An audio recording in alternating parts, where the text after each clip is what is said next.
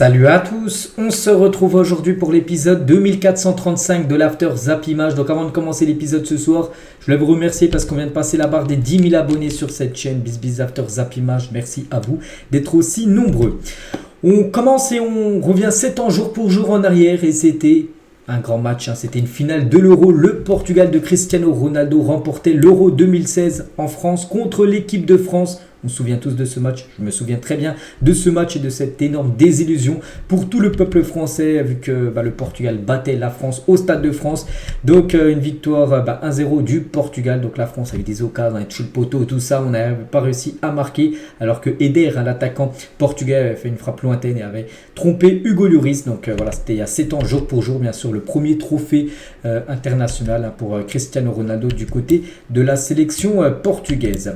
Toujours avec les jours pour jour, cette fois-ci il y a 2 ans jour pour jour, et Léo Messi lui aussi c'est un très bon jour ce 10 juillet parce qu'il remportait enfin son premier trophée international parce qu'il avait eu beaucoup d'échecs dans le passé. Il a eu des échecs en finale de Coupe du Monde 2014 et des échecs en finale de Copa América, pas mal de fois battu contre le Chili, mais voilà, il y a 2 ans jour pour jour, il battait le Brésil en finale, il remportait son premier trophée, la Copa América. Ensuite, il a enchaîné avec la Finalissima remportée contre l'Italie, puis là il y a quelques mois bien sûr, la Coupe du Monde remportée contre l'équipe de France. Donc voilà, il y a 2 ans jour pour jour, il a commencé à enchaîner et surtout gagner des trophées avec l'Argentine.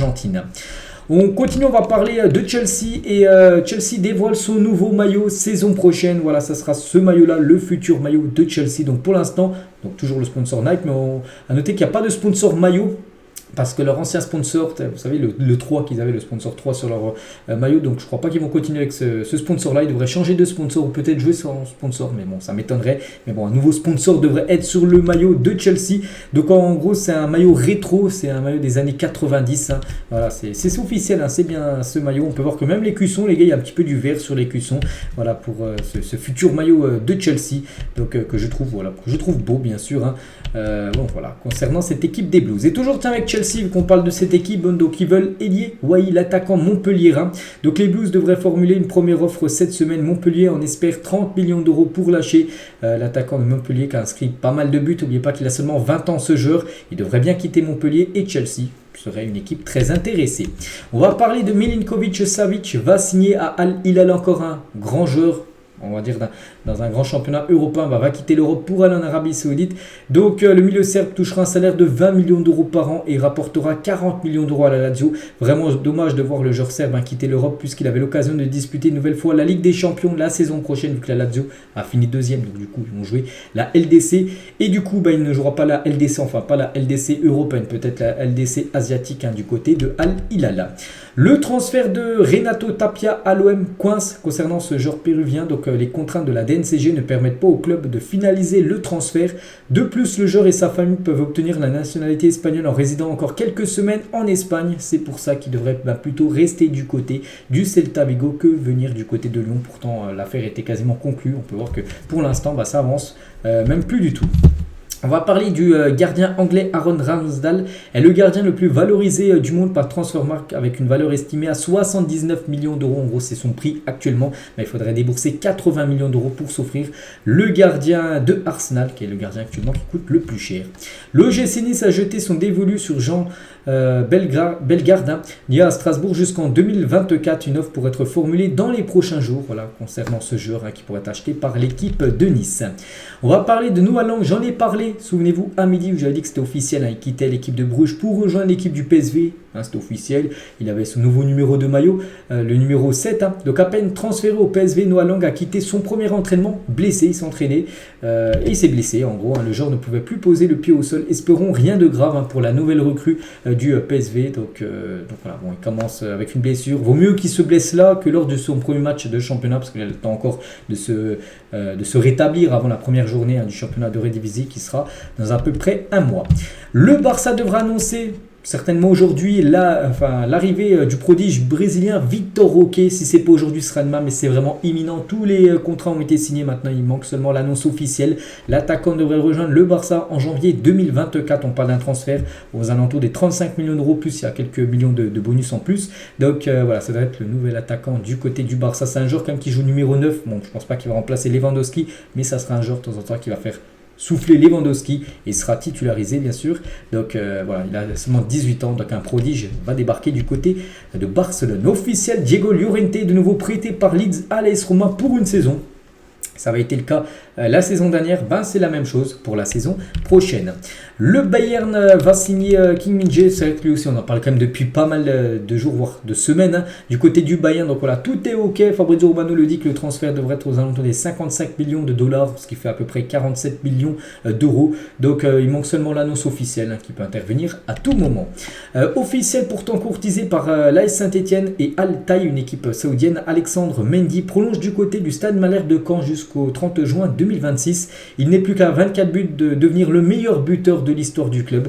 Donc voilà, l'AS Saint-Etienne est aussi une équipe de première division saoudienne qui lui aura proposé, on pense, un beau salaire, mais non, il préfère rester, enfin surtout prolonger. C'est pas qu'il prolonge après qu'il est sûr de rester, mais voilà, il prolonge l'aventure du côté de Caen. Donc Alexandre Mendy.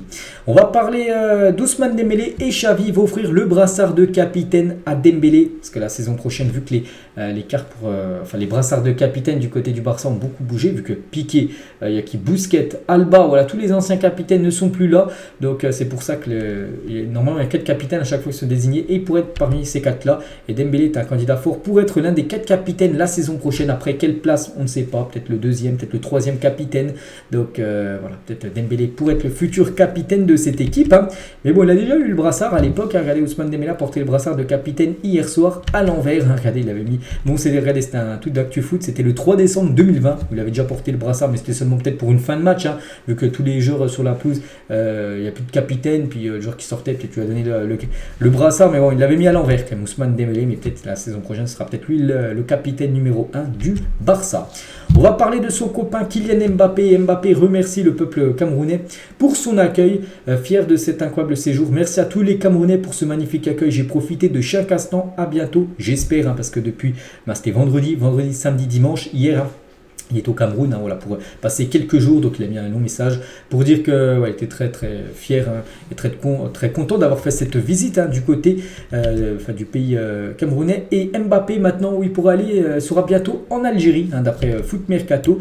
Donc il est accompagné de sa mère, Jean Faisal Amri. Questionné par la presse locale, cette dernière a indiqué que Kylian se rendrait dans le futur en Algérie. Après, je ne pense pas que ça soit là, au mois de juillet, là, peut-être l'année prochaine. Donc il devrait aller en Algérie. Il est important pour nous de visiter ces pays d'origine, à savoir le Cameroun et l'Algérie. Il est français et fier de l'être, mais aussi fier de ses racines. Donc voilà, Mbappé, qui a des origines algériennes par sa mère du côté de Béjaïa, devrait donc se rendre au pays prochainement. Bon, après la date, pour l'instant, on ne sait pas. Donc ça devrait être un peu la même visite qu'il a fait là, ce qu'il vient de faire là il y a quelques jours du côté du Cameroun. On va parler de Arsenal qui s'apprête à officialiser les arrivées de Declan Rice et Justin Timber, et ça pourrait être même officiel aujourd'hui ou peut-être demain. Donc les deux joueurs ont passé leur visite médicale la semaine dernière. Il manque seulement l'annonce officielle, tout simplement. Et surtout, Declan Rice, donc concernant Timber qui devrait être transféré aux alentours des 50 millions d'euros. Donc lui, Declan Rice, ça sera très cher. Il va devenir en gros, après son transfert officiel, la recrue la plus chère de l'histoire de Arsenal. Donc actuellement, c'est toujours Nicolas Pepe de Lille. Arsenal, 80 millions d'euros, ils avaient déboursé. C'est toujours le transfert le plus cher. Il pourrait pulvériser ce record, parce que ça pourrait être pulvérisé de 42 millions d'euros en plus, parce que Declan Rice, on parle d'un transfert à plus de 122 millions d'euros de West Ham à Arsenal. Donc voilà, pour l'instant, les 4 plus gros transferts, peut-être celui de Declan Rice en première position, qui pourrait dépasser tous les autres. Donc voilà, ça pourrait être officiel à tout moment.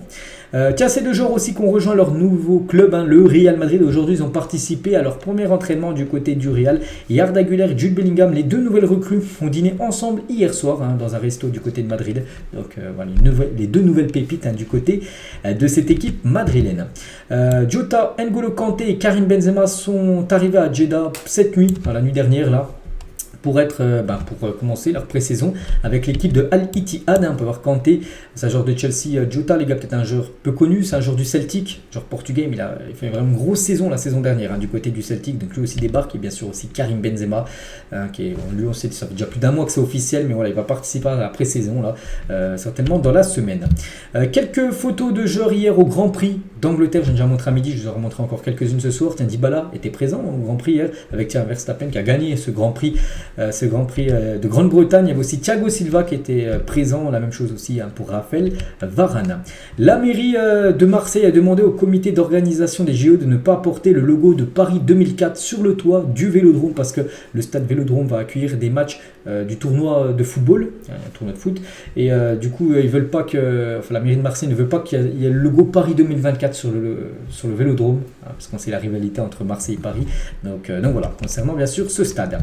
Et on finit les gars avec donc ce week-end, vous vous souvenez, il y a eu l'Euro Espoir U21 entre l'Angleterre et l'Espagne, où les Anglais ont gagné 1-0, mais un petit retour les gars lors de la finale de l'Euro Espoir U21 en 2009. Regardez ces deux teams, c'était un Allemagne-Angleterre en finale, et des joueurs connus, voilà, dans les deux équipes qui ont percé. Donc, je sais pas, du côté de l'Allemagne, on peut voir Boateng, on peut voir Neuer, on peut voir Hummels, Mesut Özil, donc même Khedira. Donc, et même côté anglais, on peut voir James Milner, on peut voir Theo Walcott. Donc, voilà, les compos entières. Il y a des noms, bien sûr, qu'on percé. Bon, il y a des noms qu'on a oubliés depuis, mais voilà, c'était bien sûr des pépites. Et là, c'est un peu pareil.